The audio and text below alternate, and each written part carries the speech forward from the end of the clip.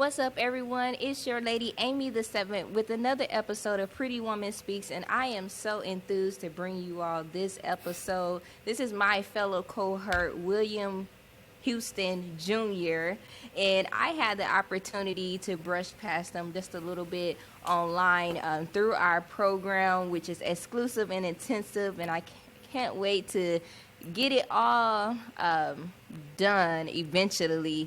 But we're both getting our executive MBA together, so I'm really excited to take on this program with you, William.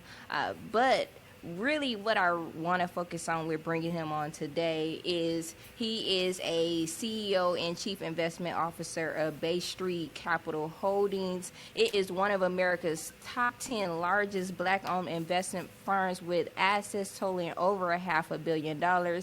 He's also recognized by Investopedia as top 100 financial advisors, and he served in a number of areas, including 100 Black Men of the Bay Area. So I'm really excited to bring him on. When I think about you, William, when I was reading through your resume and all the things that you've accomplished, you really put me in mind of a couple of people, including John W. Rogers Jr.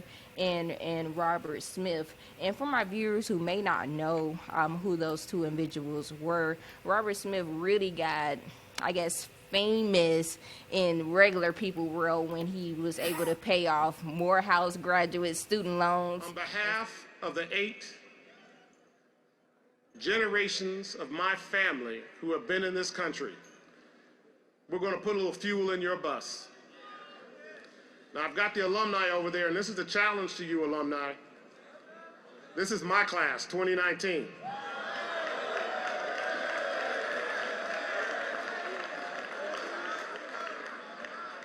And my family is making a grant to eliminate their student loans.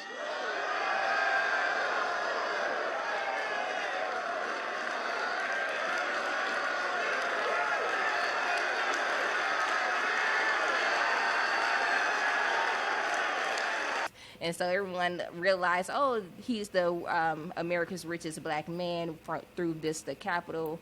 And then John W. Rogers Jr., he's the first black-owned mutual fund company on Wall Street with Ariel Investments.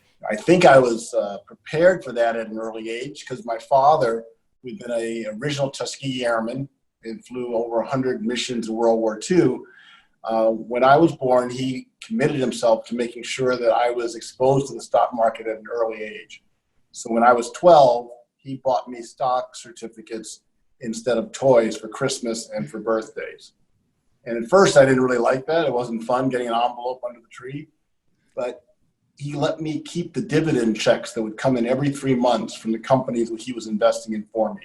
He wasn't wealthy. He was buying, $500 worth of Exxon stock or $500 worth of our local utility, Commonwealth Edison, or blue chips like General Motors. Those companies would send me every quarter sometimes, a check for $10, $15, $20. Wow. And I loved that, getting money in the mail from the investments that my dad was making for me. So the stock market became a passion of mine, along with my other passion, which was basketball. And then now we have this young, dynamic black man right here is also trailblazing the way there. But really, I want to talk to you about humble beginnings, because you didn't start off as this powerhouse, right? Both of your parents were teachers similar to Robert Smith, correct? Yeah, for sure, Tasia. And I will say, I'm still in a very humble place, John Rogers, I got the chance to meet him around this time last year. Okay. Super cool guy. Like you said, as a black male in the space, like, who do you look up to when you're trying to figure out what you want to do? And there's a lot of similarities in terms of how I've structured my business with what I saw in him and what I aspired to build and that sort of thing. For those that don't know, his grandfather owned a hotel in Tulsa during the Tulsa Massacre, Black Wall Street time frame. John the Baptist Stratford, Mr. J.B. Stratford, another founding father of Black Wall Street. J.B. Stratford's empire was comprised of real estate income from 24 rental properties worth nearly $2 million. The Stratford Hotel at 301 North Greenwood was his crown jewel. At the time, it was the largest Black-owned, Black-operated, and Black guest-only hotel in America. The structure housed 54 modern living rooms, a gambling hall, dining room, saloon, and pool hall. And when that burned down, the generational wealth that they would have had was gone.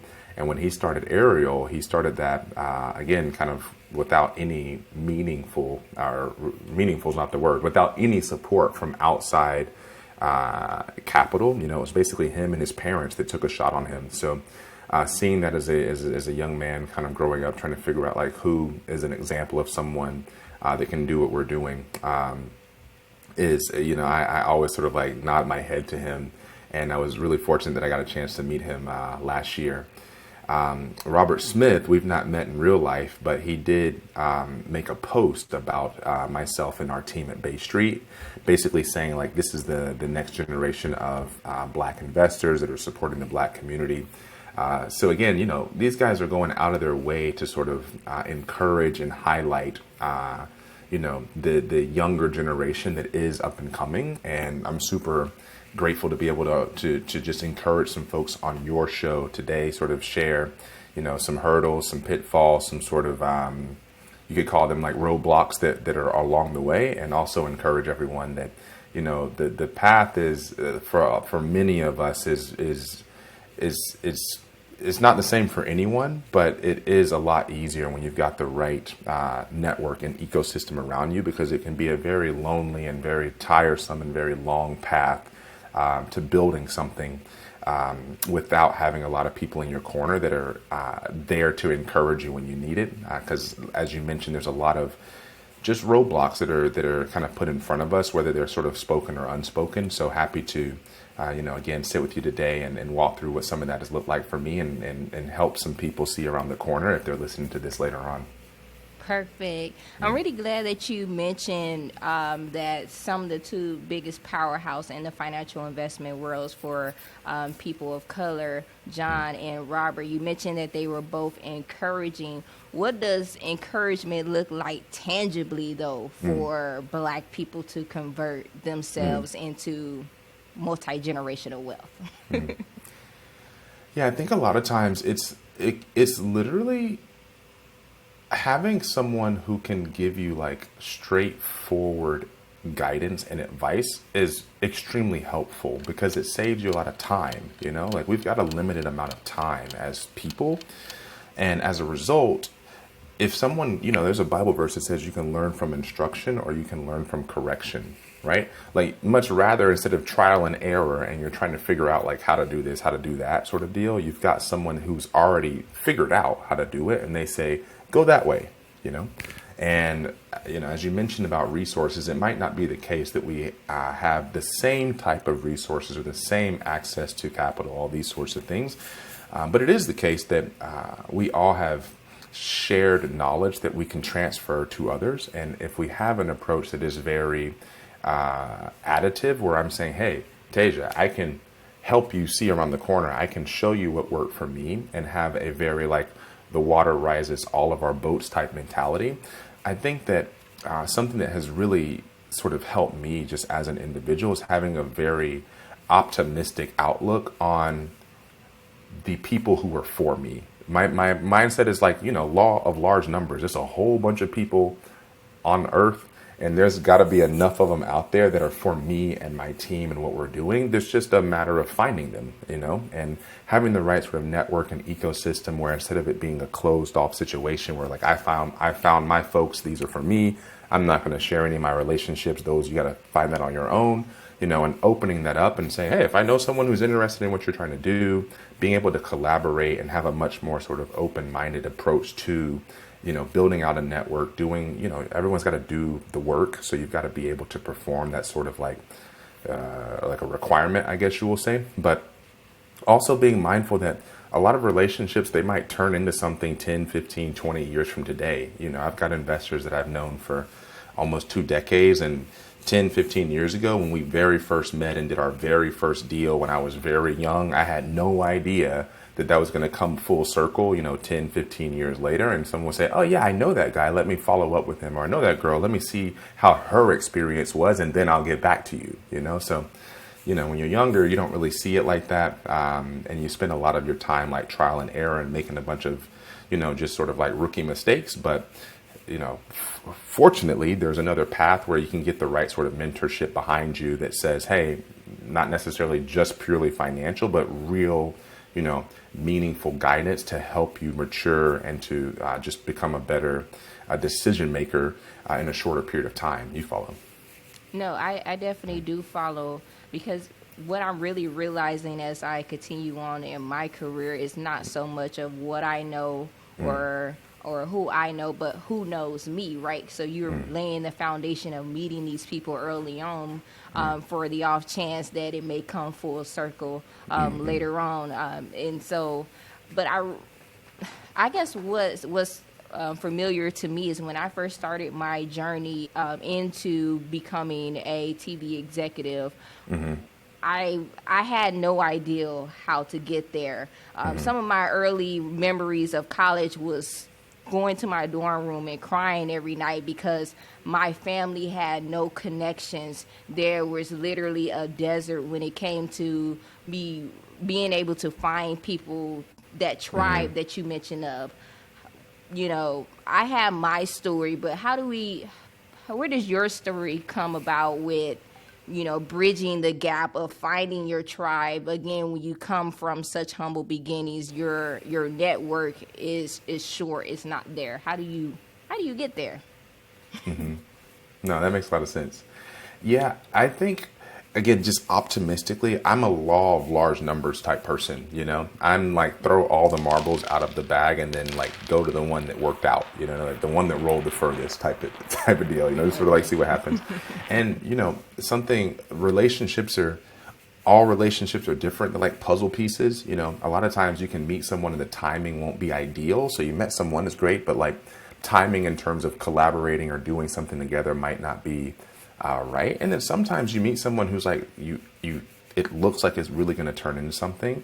And then, you realize over time that it's not someone you should be moving with on a day-to-day basis, just because you start to see these like cracks in the relationship. And I personally, I have a very, sort of do what you say sort of approach to relationship building, where if something seems like it's just questionable, I tend to step away like faster than I think most, because of experiences that, like you said, everyone's got their personal experience, but also as a result of my personal experience, I know I can find the right individuals. And a lot of times it's just a numbers game. I think most people just don't realize that if you reach out to enough people, you'll find the ones that, can help you get where you're trying to go over time, For example, I reach out to, at minimum, 10 to 25 people on LinkedIn a day, right? I think most people just don't do, and it's targeted. It's not like you just like randomly Google somebody. You see what I'm saying? Like I have a pretty specific sort of like process in terms of who are the types of people that I would like to try to connect with. And I might not get, the majority of them to ever connect. But the point is that there are a few every day. Could you help me? I will when I'm done, big boy. Aww, that's my son. He's so cute. Yeah. So, okay. So a law of numbers game, that takes discipline. It also takes having a vision and understanding what your target is. But for a lot of us, we don't have a clear understanding of business, what that looks like. Who should we target when it comes about creating your business formula? Where does clarity come in? Where do you get the clarity from?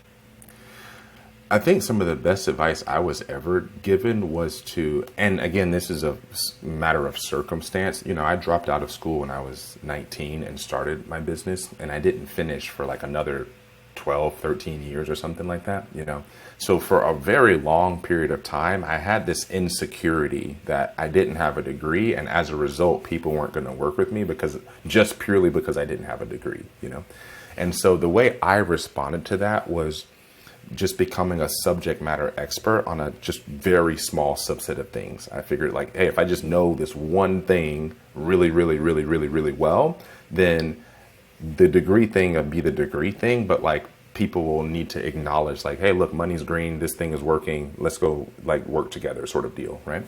And I kind of pass that along to folks as well. You know, if you want to be the best news anchor there is out there, like read the top 10 books on whatever, you know, news anchoring books are out there, you know, go to the top 3 or 4 conferences every year, meet the people who are in the space. And again, sort of get your sort of short list together of who are the people, who are the influencers, who are the organizations, you know, what are the nonprofits and things that are supporting people in this space? You know, what sort of grants should I be competing for?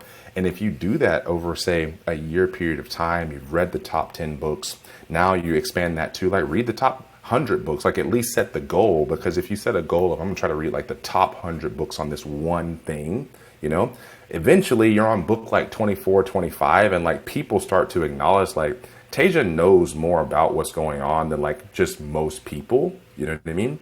And a life hack that has really sort of worked for me is I'm a really big proponent of Audible. You know, I listen to, the way that I consume information is by listening to it, you know? And once Audible came out and I was able to like buy a book that would have taken me like weeks and weeks and weeks to read, just sort of like in my free time, being able to put a book on, like sit in a like sort of focused state of mind and play it at like 2.5 times the regular reading speed and just sort of sit, listen, and just like absorb the information. That really, really, really, really, really helped me. You know what I mean? I was able to go through a whole lot of content sort of with the purpose of just getting very comfortable and familiar with material. And what I started to see over times is, you know, in Mark Cuban's book, something he says is like how did he become as successful as he is? He said, people don't read the manuals. You know, his first business was a business where he fixed like computer like networks, you know, and he realized after getting the first couple of clients, it's like people just weren't reading the instruction manuals on how to use the equipment they were buying, and so he was in business. You know what you know what I mean? This is how I made, saved, and spent my first million, and then flipped it into $1 billion. Never ever thought in terms of money, okay, I need to make millions. I always thought in terms of time. Has always been my driving motivation. How can I control my own destiny? How can I control my own time? I started a company called Micro Solutions, and from there we just grew and grew and grew and ended up selling that. And that's how I got my first stacks. What it bought me was freedom. I never thought I was going to work again. I'd made a ton of money in the stock market. I was worth $20+ million. Life was good. Then one of my buddies from college, Todd Wagner, sat down with me, and this was in 1995. He was like, you know, there's this whole new thing called the internet. There's got to be a way we can use this to listen to Indiana basketball. We set up this website called AudioNet, and the next thing you know, video comes along and we turned it into a company called broadcast.com. And so we started what turned out to be the very first streaming company. On July 18th, 1998, we went public, and we're guessing, you know, what's the stock going to open at? And I was the high. I'm thinking $33. Shit goes $62.75. All of a sudden, I'm worth $300 million plus. And I'm sitting there thinking, oh fuck, if this stock price triples, I'm a billionaire. Well, we took that company and became the biggest media portal on the internet. And Yahoo came along and made us an offer. And all of a sudden, that stock price tripled, and I was a billionaire. So all that to say, again, like say you had the perfect funding environment and you had the perfect network. If you're not like perceived and able to back up sort of like, hey, I'm like the best person for this role, no one can really be upset if like there's someone, you know, quote unquote, better position from an experience or just like expertise standpoint. But you can be really competitive by doing your part of the bargain, buy, you know, a couple of books. And then from there, I think another thing that's really helped after you sort of get a good foundation is reading about like a bunch of topics that interest you, because I might not be interested in newscasting per se, but you and I could have a really good, a much better relationship if I understand just or can relate to some of the topics that might be interesting to you by just kind of exploring. And something that tends to happen when someone gets good at something is they over index to that one thing, meaning that like, okay, look, you already kind of are way past like the average body of knowledge for this. And so because now it's comfortable, you don't really see a big incremental, like what you're waiting for is that big, like exponential, like gap, you know, but once you've cleared that, the next book that you read, like, is it really going to make you that much better versus like going into a new subject? And people typically don't get into the new subject in life in general because it's more stressful. You know, it's just easier to learn about something you already know versus like, let me pick up a book on etiquette. Let me pick up a book on forecasting. Let me pick up a book on, you know, you get my point. Like, there's so many options out there. Yeah, exactly. So you need to have a direction before you just out here just picking up anything, for sure. Get that first, and then from there, sort of build up your situation. You know, travel a little bit. You know, have some good stories to tell. Don't always push your deal first. Push who you are. You know, when I meet someone for the first time, I'm never talking about like the business that I want to do with them. Because honestly, I might not want to do anything with them. You see what I'm saying? Like, much rather I figure out who are you, what are your values, what do you stand for? Are we the type of people who want to be around each other on a day-to-day basis? You know, something I tell folks is not all money is good money. Like, you want to have investors who are the right type of folks for you. And maybe you don't want investors, because the second you have investors, you've got people that you answer to. And much rather, instead of you take the short way where someone gives you some money they work for, you take the longer way where you become an expert at something and then make your own revenue source, because cash is king. Like, it doesn't matter if the bank doesn't qualify you for a loan or whatever. Like, you know, I've been married now for 10 years, and for the first 7 of those, like, all of our real estate was put in my wife or my parents' name because I was 1099, you know? But like, at a certain point, like, you have enough money to where like, I don't need the bank to approve me for a loan. You see what I'm saying? Like, at the end of the day, like, you'll have your situation in place where there's always a lender out there where like cash is king. Like, if you've got money, we'll give you a loan. Like, there's this color thing sort of like washes out, even if a traditional bank, yeah, sure. Like, again, interest rates, you're going to pay more interest. I mean, there's tons of, again, like, hurdles that are there, but like, if you really have a vision and you're saying like, this is what I'm going to do, sort of despite the thing, like, having a business that actually makes money is, I think, the kind of like starting place, as opposed to having a concept where you're hoping someone gives you some money for an idea that you have. You follow? No, I definitely do follow. You said a lot, and it brings up so many things. I guess I would like to start with, if we could run it back a little bit. You talked about reading and speed listening to your Audible. There is one thing to gain knowledge, but there is another thing to gain wisdom, meaning that you're applying what it is that you're reading or you're hearing. Sometimes I struggle with application. What have you found for you of making that cohesive tie between, you know, knowledge and wisdom, of applying what it is that you just learned? Yeah, I think that's just reps, you know, like, I've had a lot of at-bats, you could say, you know, so yeah, you're right. All the stuff I read super early on, it's not that I recall everything I read or something like that, you know, it's more like, because I've been doing the same thing for a very long time, I start to see things perhaps a little earlier than you would. You know, maybe I read a situation, or I just have the right sort of like assessment of an opportunity because I've seen a lot more, you know, not necessarily. So part of it, I think, is, yeah, get your foundation right. But the other part is don't despise the path of like experience. You know what I mean? Like, just being able to have, you know, lots of opportunities, lots of failures, lots of opportunities to sort of say, okay, this is what I learned from that thing that didn't work out. And again, have the right sort of network and environment behind you, so that when those things don't work out, you don't hit this big like depression slump. You sort of hit like I'm bummed that didn't work out, but I'm reminded that I needed that because it's going to help me see and be better for, you know, the next opportunity that I come across. And I have a very like iterative approach to life just in general. Like I said about the marbles, like tons of stuff that we're doing as an organization. Like if you look at the first iteration, it doesn't look anything like what we were initially planning on doing, because we always iterated idea after idea after idea on like, what should this look like? A buddy of mine wrote a book called Idea Flow, a guy named Jeremy Utley. And he taught at Stanford for like 13 years at the D School. The design thinking was sort of his topic.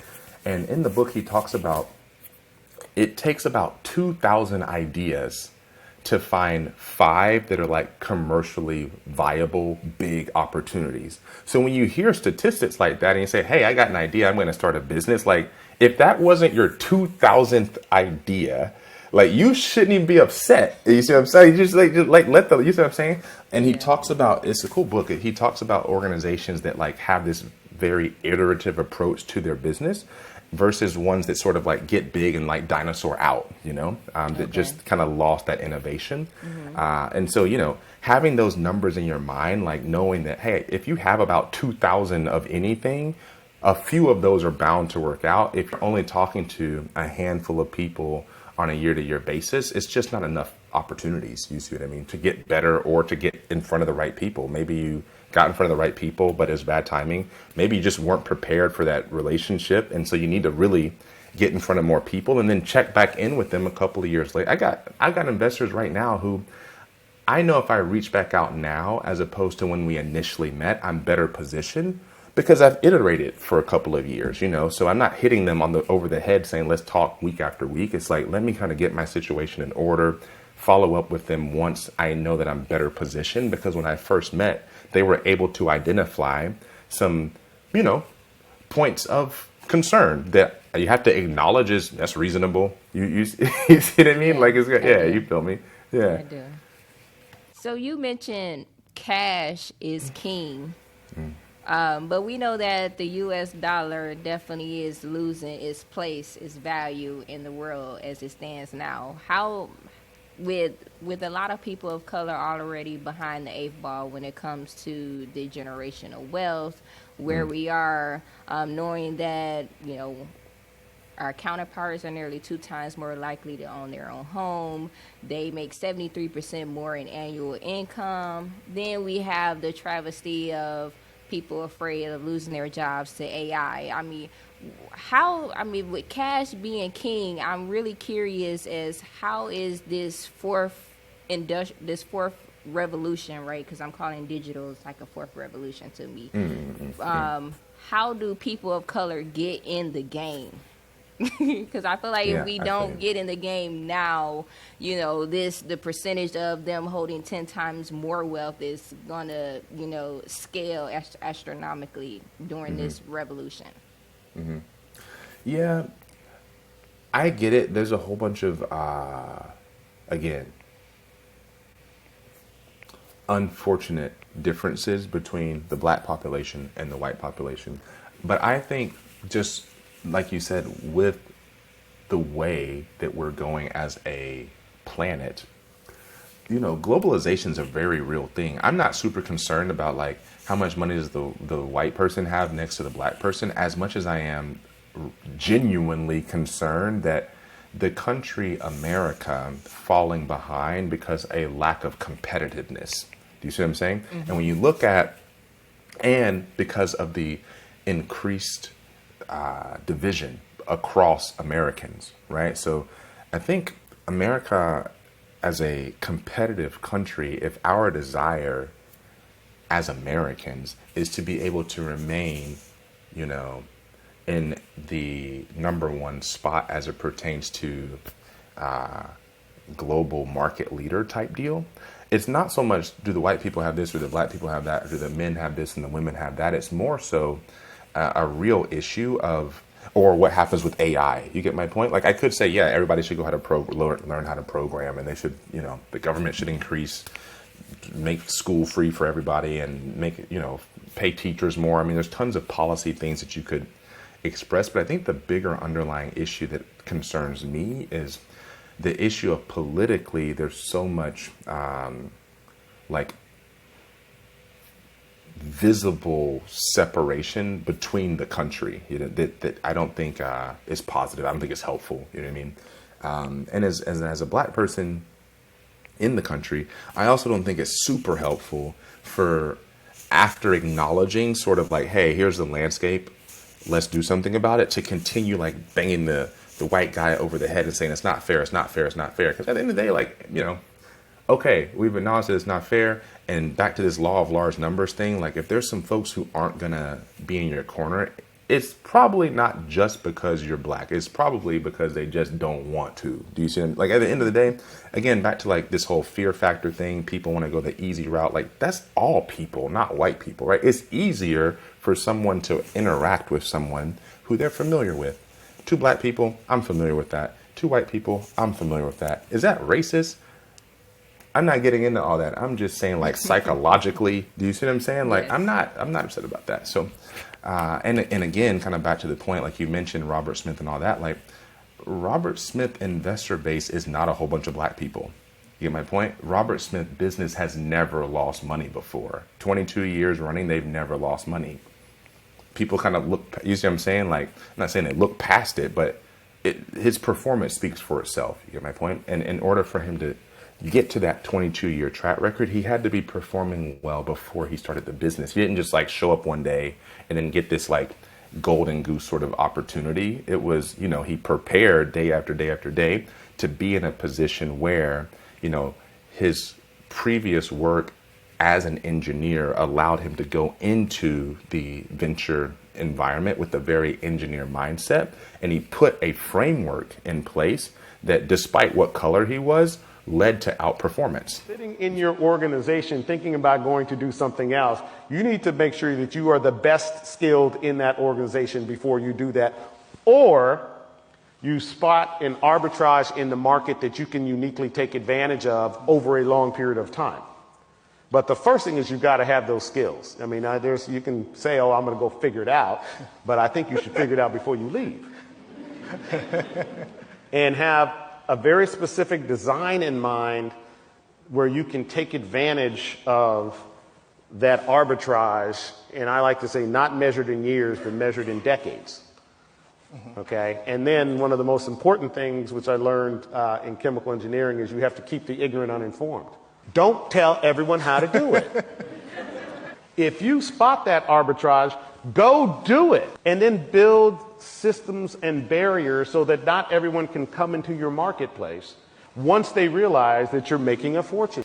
You see what I'm saying? So it's not just that he owns a black venture. He has one of the most successful venture firms in the country, despite what color it is. You see what I'm saying? And that's sort of the mindset that I like to elicit, or I like people to aspire to is, yeah, sure, know your statistics. Be able to tell people like, yeah, this is messed up, that is messed up, yada, yada, yada. But then be able to encourage them and say, like, this is where we can go. Here are some individuals who are outperforming, who are just under allocated to, that it makes sense for us to take the extra difficult step forward in terms of building that relationship and inviting them into the room. Because a lot of these deals and it's relationship driven, like if you don't know anybody who is in the decision-making chair, it's hard to get a decision made in your behalf. Like nobody knows who you are, and that goes back to the whole like outreach situation. Like find the people who are willing to, again, stretch themselves and build a new relationship with someone. You feel me? Yeah, I do. You said a mouthful, because I think this was a conversation that I was having with a group of people the other day in regards that we know that segregation happened, we know that slavery happened, we know that all of these things happen, but now what? These things, after a while, you continue in those talks, it can become a pigeonhole. After a while, because then it's a woe is me mindset, as you were mentioning, focusing on what the other races have, and then neglecting what it is that you can do for your own race. One thing that really stuck out to me is, I don't know if you're familiar with John H. Johnson. He's the guy that created Ebony and Jet magazine. He's also some people may not know, but he's also the first black man to be on Forbes 400 list. Black newspapers have always had the goal of getting rid of race prejudice, of calling to the attention of black people all of the mistreatments that are going on around the country and around the world. I got tired of reading about that all the time. I wanted to be happy some of the time. And I thought I wanted a magazine that would not try to do what they were doing, which they do exceedingly well, but a magazine that would deal with the positive things in life. Magazines that would deal with things that people are proud of, with successes. That was so people in one city could see the success of people in another city and would be inspired to do better in their own city. So Ebony is a magazine devoted to making people feel good, making people proud of their heritage. And so one thing that really stuck out to me, because I read his whole biography, is that he talked about not only being the first black-owned publication company, but being a company that's, you know, it's not just focused on that we're black, but we're focused on having a great product. We're focused on making great decisions that encumbers not just our own race, but the country in itself. So I guess moving forward, what I gather from you is that, you know, not to focus so much on what it is that we don't have, but to look more so in what we can do with what we do have. I think so. Again, I think that's a more optimistic way to go about it because, you know, again, thinking if you're looking at this from an investment standpoint, investors are risk averse, in my opinion. Like most people just are not comfortable with the idea of losing money. And investing is a deselection process, not a selection process. People are basically trying to figure out what's the one thing I can do to check mark no. You know what I mean? So it could be like you spelled a word wrong in your deck. That's unfortunate if that's why they tell you no. But there's other, you know, there's been people who, you know, maybe the slides were not to their, I mean, there's all sorts of deselection, like phase you out, as opposed to let me select, you know, let me have a like select this organization mindset, you know. And although I don't know anything of material around John, the guy who did Jet, I do know Bob Johnson, the guy who did BET, and Byron Allen. I met Byron at the Milken Institute this year, and kind of to your point, like literally I saw him and I couldn't even believe who it was. I was like, "Hey, are you Byron Allen?" And he was like, "Yeah," and I was like that, you know what I mean? I was like, I couldn't believe it, sort of deal, you know what I mean? And just as I was just really impressed with just how welcoming and, you know, encouraging he was as an individual. And, you know, I told him about all this stuff I was going through, blah, blah. He said, "Hey, honestly, you're doing a lot better than I was doing when I was your age." You know what I mean? He was like, "How old are you now?" I told him I was like 36. He was like, "Man, yeah, when I was 36, I wasn't where you were right now. Like, keep it up." And just having that one statement, you know what I mean? Like, again, I didn't try to pitch him anything, like, you know, of course can reach out in the future and all of that, but kind of back to this iteration of like, I want to be like the best version of myself, make sure it's the right timing, make sure I've got the right opportunity sort of deal. And I mentioned, so yeah, you get my point. And I mentioned the Bob Johnson thing because kind of similar to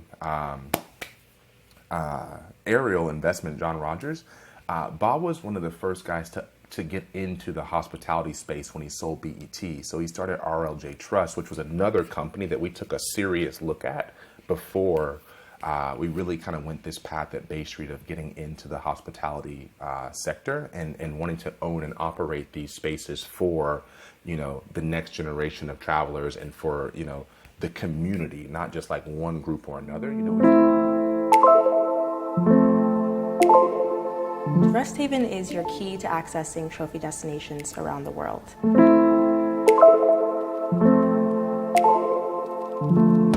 When COVID happened, we really felt like it was going to change people's behaviors and certain decisions. And we saw an opportunity in the travel space, not just because people were going to start traveling different, but because there were so few Black-owned properties in the hospitality industry. Black people haven't always had the opportunity to be homeowners due to things like redlining, blockbusting, and just overall discrimination. And I truly believe that we need to have better access to wealth ownership through real estate, but also through enriching experiences like travel. Black people spend $130 billion a year. Of that, only $1 billion goes to Black-owned hotels. So for us to be a Black company with the initiative to proliferate Black excellence, create these luxury spaces, and create travel experiences for our community, we want to direct more of those Black dollars to something that's committed to our growth and success. As a Black firm, I understand how to speak to my audience. I also understand that if they were to Google something like best hotel in Lake Tahoe or best place to stay in Venice Beach, that if I show them an ad or I show them a landing page that focuses on ownership, this is a Black-owned property, they're going to be motivated to stay there. The icing on the cake is hotels that have been performing the best have all been independently owned and operated, not large brand franchises. And so we're of the opinion that if we continue to buy these small, nimble properties that are very nice, that $1 billion can easily go up to a much larger number. Rest Haven has the opportunity to inspire and promote Black excellence in spaces that we haven't been able to occupy before. You know, we say these are community-led spaces because we mean it. Like, yeah, sure, there needs to be more Black-owned hotels. At the same time, there needs to be more spaces where everyone feels welcome. And again, kind of getting back to this American thing, like, y'all, all Americans should feel welcome.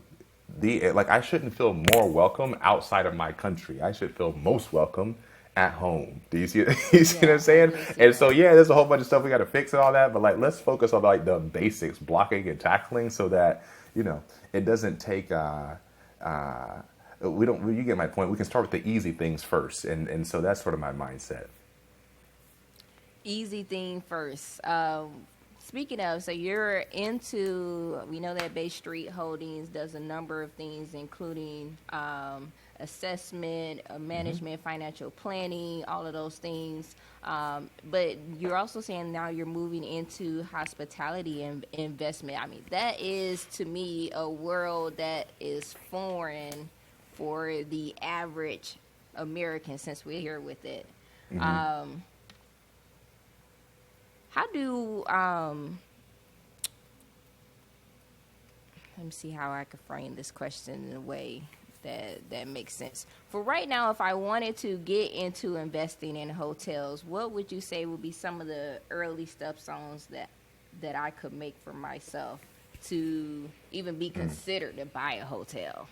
I think you know what I'm going to say.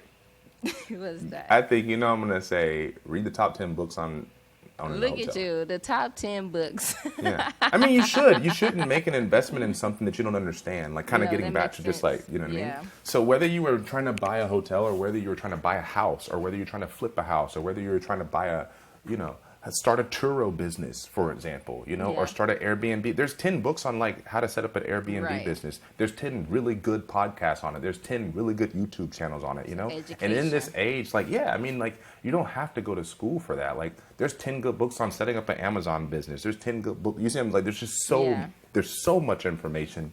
And for anybody who like takes a step back and says, I'm going to crush this Amazon thing. I'm going to read, like, before I even open my username and password, like, I'm going to like know how it works. You know what I mean? You could start a online marketing company. You could start, you know, a cleaning business. There's so many things that you could start that would actually work out just fine if you were to like know what you were getting yourself into. And I think, you know, again, sort of like self-expression of self, I realize kind of going into a lot of things that if I'm having issues expressing something or if I'm having issues with my team in terms of like which direction do we go, a big part of that isn't because the investors or the external world is like making it difficult for me. It's because I actually just need to like get my knowledge up so that I can have an awareness of like, instead of I feel like I'm flying blind, I feel like, yeah, it was the first time doing it, but I've read enough and I've like I've absorbed the experiences from what I've read. Like, you know, we don't have all the same mentors, yada, yada, yada, but the book can be your mentor. Like, read about the guy who had the struggle so that as you're flying, you're like, that looks like that dude struggle over there. Let me go this way. Do you see, what I'm saying? That makes sense. Yeah. You know, it's just the saying that it goes that history repeats itself, but if you learn about history, you can avoid it. So I know that you're one of, you know, few black-owned investment firms, and we know that it's the key to investing in black wealth creation. But it's not that many of you all. How do we go about getting in front of a firm that's, you know, not out there like Goldman Sachs, or, you know, how do we find black-owned firms that's willing to invest in people of color? That's a good question. Hopefully the ecosystem and all that continues to build out. And again, I will say this over and over and over again. I'm a big proponent of, for the black-owned firms that are out here doing the thing, yes, we want all of us to have more exposure.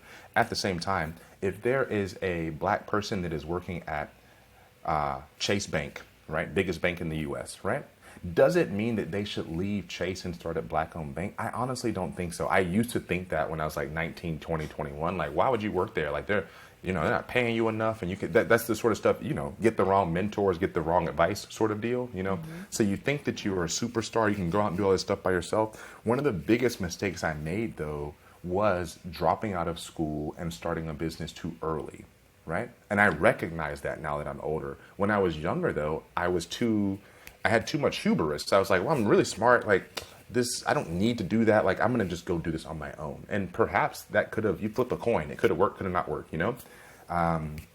But my point is if I would have spent that time, those first 4 years in business, just staying in school, building relationships, joining some fraternities, building some meaningful, like, long-term friendships, and like knowing, you know, what are the sorts of people who I can work with once I'm done with school? First of all, I would have had way more fun. You know, you only get to be a kid once. You know, I just kind of lost out on like having fun. You know what I mean? And then two, like, I didn't know anybody. Like, how are you gonna? You see what I'm saying? Like, so I spent a lot of time just like doing a bunch of work for a bunch of strangers. You know, that didn't really materialize into any long-term, lasting relationships. And by the time I was older, I realized that a lot of people were working with their friends that they went to undergrad with, their friends that they went to MBA with, their friends that, you know, even when we did the Quantic thing, like my whole thing, checking the boxes, was I just want to like get to know some people. Like, I'm not really tripping off of like the degree or whatever. It's just like, let's see what the network looks like. And kind of back to my point of large numbers, there can be like 2 or 3 people out of the whole network that end up working out for me. And I'm fine with that. It doesn't need to be everything needs to work out for forever. You know, a relationship doesn't need to be permanent in order to be successful type thing. And you gotta shift through. You gotta shift through the goal to find the best relationships. You know, like, and the ones that are really gonna like be collaborative on both sides, not just like always receiving or always taking. You get my point. So, or always giving, always taking. Yeah. No, that makes sense. So right now, we know that you monitor the markets. What would you say people in their 30s, what are some smart investments do you say they should be looking out for at this time? Yeah. The biggest investment I think a young investor can make is an investment in themselves. So what should they invest in? Some books on how the stock market works.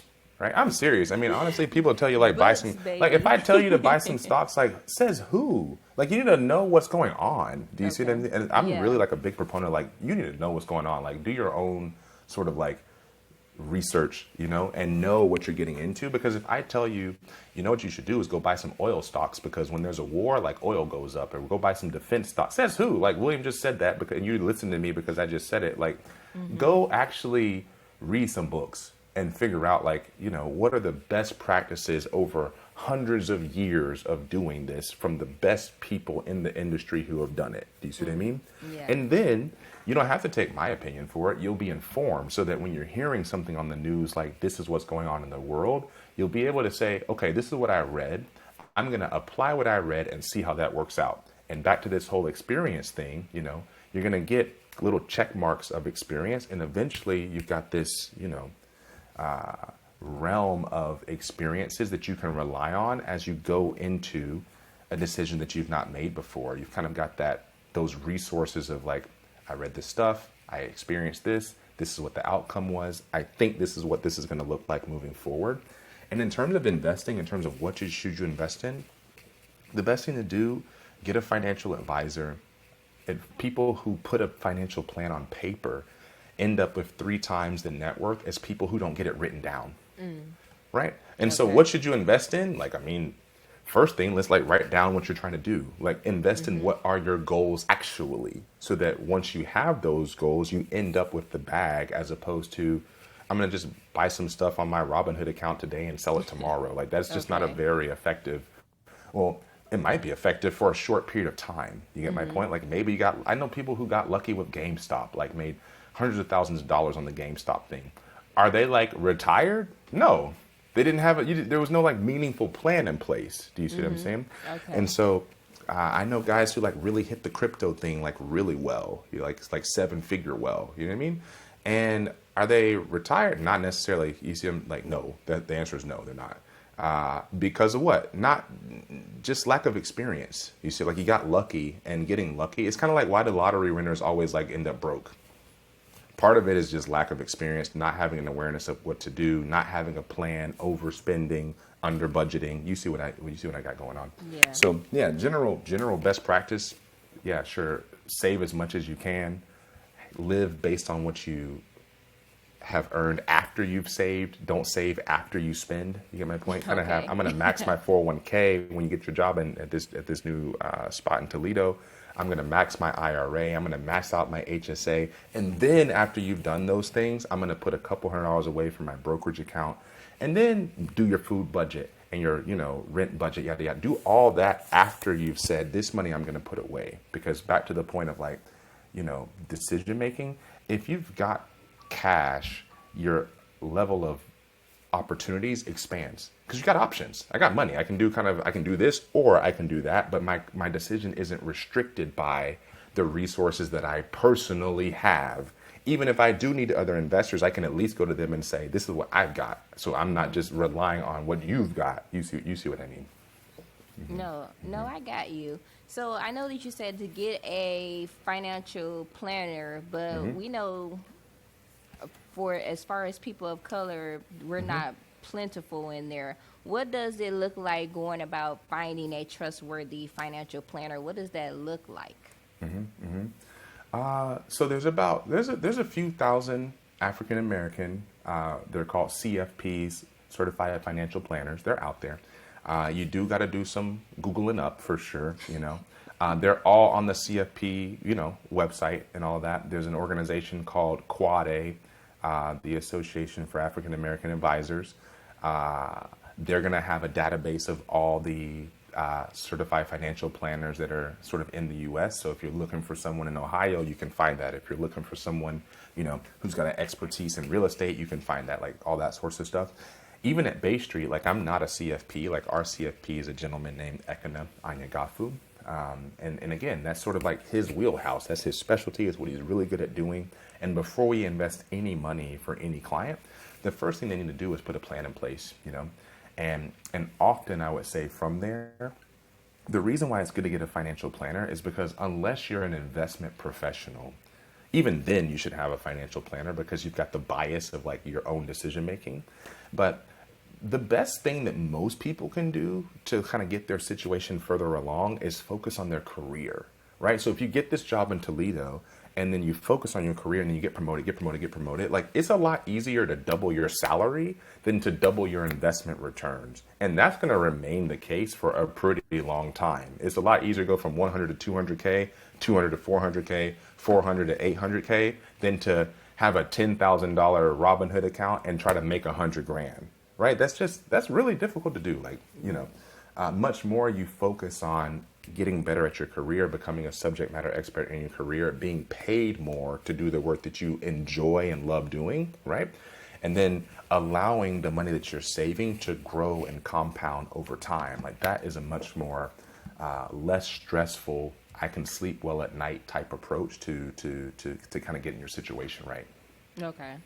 So I know that you mentioned your 401k. And to me, it's an interesting thing because we know 15 years ago, a lot of people lost their 401k when the recession happened. What can people go about nowadays to protect their 401k if another possible depression, recession, whatever ession it comes about? How do you protect your 401k? Yeah, that's a good question. So young people, I don't think need to be worried about that because you have time, you know? You can never time the market. You've probably heard that expression. So are there some people who lost a lot of money? Sure. Could that have been avoided? Potentially. What should they have done different? You know, the whole portfolio, there's something called a target date fund. The older you get, the more fixed income you're supposed to have in your portfolio. That's best practice. Does everyone do that? No. You know, I live in the Bay Area. A lot of Bay Area investors have over invested into technology. So last year, when technology fell down, a lot of people were impacted more by that than they could have been had they have had a appropriate portfolio from a best practices standpoint. That said, 3 years ago, when the market was popping in technology in particular, had they have not had that over allocation, they wouldn't have seen such a big jump. You know, so it's always like a hindsight type deal. I think the worst thing that you could do, though, if you're worried about, oh, I've lost some money in my account, is to sell your stuff and move to cash, because you have to think, if you're going to sell your stocks, there's somebody who's going to buy them, right? So that's my mentality all the time. If I'm trying to sell something, who's buying it? And what do they know that I don't know? Like, why would they want to buy something that I want to sell? And the reason is because they're going to hold it for a longer period of time, you know? So yeah, Apple's down in the last week. So you see what I'm saying? Like, does that mean you should sell your Apple at a loss, especially if you know there's somebody on the other side of the table saying, I'll take it for that price, you know? And you know, if you make a bad investment, something I tell people is don't make a really bad decision that is the result of a bunch of small decisions compounded. You know, if you make a bad decision, take a step back. You know, I tell people who are married, I say, you already have one wife. You're not married to a stock decision, right? So look, you made a bad decision. Like, you're not married to it. Like, get out. You know what I mean? Right. Like, so, and kind of back to having an advisor, like, you can spit out things like that when you have a, like, I don't have any skin in the game, right? All I'm trying to do is help you. So I don't have like the emotional tie of I made a bad decision. I have the responsibility to guide somebody who might be feeling emotionally sad from this poor decision that they made, and then they freeze up or they make the wrong decision as a result of how they feel from a psychology standpoint. You see? Yeah, I totally understand that. So, okay, so understanding how to properly invest into your 401k. Now, I don't have any kids yet, and I was raised by a single mom, and I like to call it the gated projects because that's just what it was. But I didn't come from a wealthy family, but I want one to come from me. So what are ways, could you say, people now can start financially investing in their child's future? What can parents do now to ensure that their kid is already 10 times where they started? I'm a new parent, so I don't take my stuff as gospel. I can just share my opinion, and I can share some advice that I've received, you know. For me, I think the best thing a parent can do is spend time with their child. You know, I think that being present has a meaningful difference, and being encouraging has a meaningful difference. For example, you know, you mentioned my parents were teachers. My parents used to always repeat to me growing up as a child that I was a mathematical genius. Now, when they were telling me that, I didn't even have a full scope of like, what is math? Do you see what I'm getting at? Like, I didn't even have a full awareness of like, what does even math encompass? Do you see? Like, what are you even saying about me, right? But you hear that enough, you start to think that you're good at math, you know?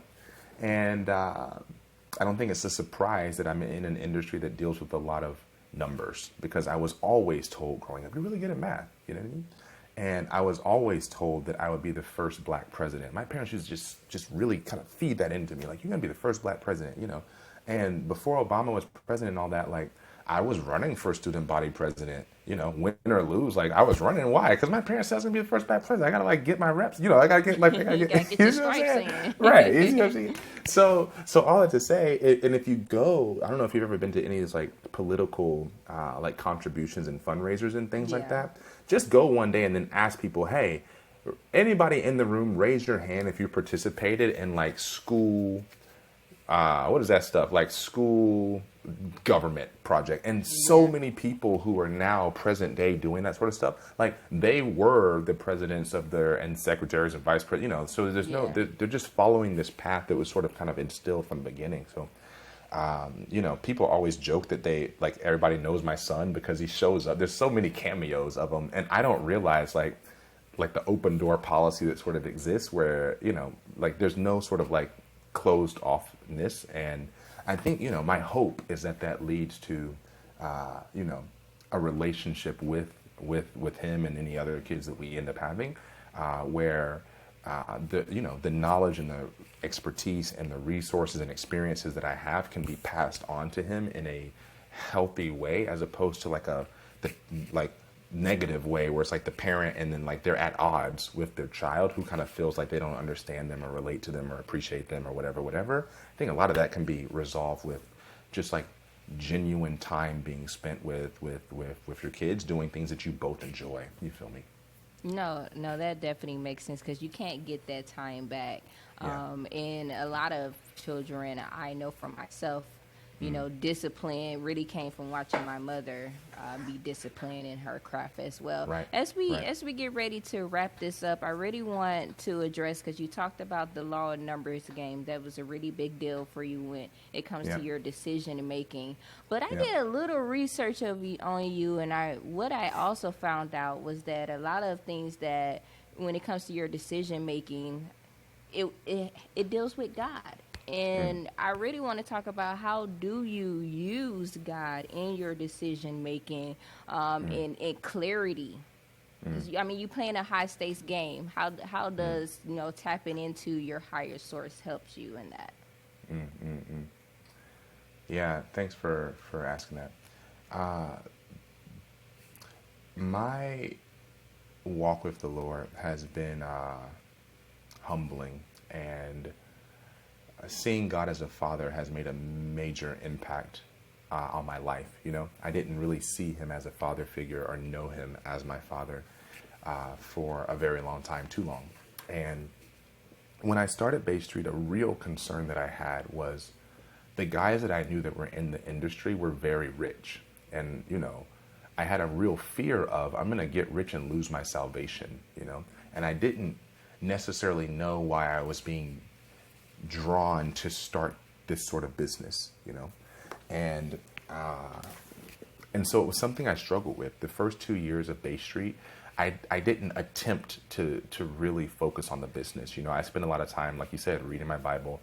I spent a lot of time writing music. I spent a lot of time just sort of like getting myself right with my Father, and not out of some like, oh, I know that I should do that because I read a book or something. Like, it was just a real concern I had, and I'm thankful that I was allowed that opportunity, because as the business sort of grew and all of that, I started to see my time and priorities shift. I had a child, the market has been the market over the last couple of years. Our business was growing. Like, we've got, 12 employees right now. Like, just the whole thing just sort of like ballooned on me, and had I not have had that time to sort of get my foundation right, I really think I would have just been in a different state of mind, like just a different state of mind. And in terms of how God helps me or something like that, I think the main thing is, for me, I want to be Christ-like. Like, if there's something that, like, if there was anything that I could say, like, what could I ask God for today? It would be Christ-likeness, not necessarily for this deal to go through or for that deal to go through or for that person to make money or this person that make money, something like that. And as the business has gotten bigger, I will point out that has been added to this Christ-likeness has been a real dependence on, like, I I want the support of a father the way that like I would support my son, you know? And again, I'm thankful for that relationship because it wasn't one that I had before. I had a very different type of relationship going into setting up a business, and something that I recognize is the reason why for me, for William to be able to, for all of eternity, be acknowledged by a father who says, well done, like, I see the faith that you have and the love that you like, you actually believe I am who I say that I am, you know? He needed me to be in this space personally, you know? And that's what makes the gospel beautiful. Like, the gospel has to be the gospel for every single person. It has to be for the guy in finance. It has to be for the single mom who doesn't. You see what I'm saying? Both of those people have different levels of like lack of time. You see what I mean? But it also has to be for the stay-at-home mom who has all the time in the world to read her Bible and all the time in the world to raise her kids. You see what I'm saying? Yeah. And that's what makes it beautiful. And that's what, you know, there's a book that I won't be able to recall unless I really think hard. But it talks, one of the statements in it, it says that the purpose of the Holy Spirit is to show me the person of Christ for the glory of God, you know, and seeing that relationship has really encouraged me personally, because I wouldn't have been able to really understand, like, what did Jesus mean when he said, like, it's better that I leave and you get the Holy Spirit? Like, oh, really? Like, I'd rather just, like, be with you, though. You see what I'm saying? Right, but exactly. To see, like, what he actually meant by that and how the Holy Spirit, as my helper, is meant to show me Christ. It's meant to encourage me and point me to the person of Christ. Why? So that my Father can be glorified. You know, not so that my business works out or so this thing goes whatever. It's to show me who Jesus is as the Son of God, so that I see I'm the Son of God, you know, and as the Son of God, I have a Father who loves me. And I want to, you know, grow in that relationship. Not necessarily, you get my point. Like, whatever happens with the business happens with the business. Kind of back to life. It's a small business. A candle could blow out and then the whole thing blows. It's a small business. Like, that can happen anywhere. There's plenty of people who are way smarter, try way harder, and their stuff just didn't work out, you know? And that could happen to me. I don't want it to, but I would acknowledge that if it did happen, it's something that I have to receive and accept as one of the sons of God and say, thanks, this is going to make me understand the love that you have for me. It's going to help me be more Christ-like. It's going to give me a level of empathy that I might not have. It's going to give me a level of humility that I might not have. And if that's what you need to humble me, let it be like that. You know, don't let me blame it on like the market environment or the black people didn't get any money or the whatever. Like, that's what William needed, though. You see what I'm saying? Like, exactly. I just leave it at that, you know? No, it's really what I've learned from this conversation. I want to thank you for being so open and candid with a lot of things. But what I really drawn from you is that creating multi-generational wealth, of course, we can deal with numbers and all those things, but when it boils down to it, what you really want to focus on is creating a network and a tribe that you can pull in from. You know, who is it that can scratch your back? You know, who can you borrow a shirt from? But also, when it comes to that, make sure you read. He said it so many times. I might have to get a list of books that he recommend at the end of this, because I'm curious to know of all the things that we need to read. I'm a big avid reader, sure. But you know, his biggest thing was, part of breaking generational curses is to read. You know, there's an old saying that if you wanted to hide something from people of color, you just put it in a book, right? So we're past the things of hiding. But also is that he, you know, when I gave him questions when it was just black and white, you know, he really made it a us thing. This is an American thing. It's not just black. It's not just white. So there's something to really think about when it comes to breaking generational curses and creating generational wealth. How can you bridge that racial discrepancy that tends to be there when it comes to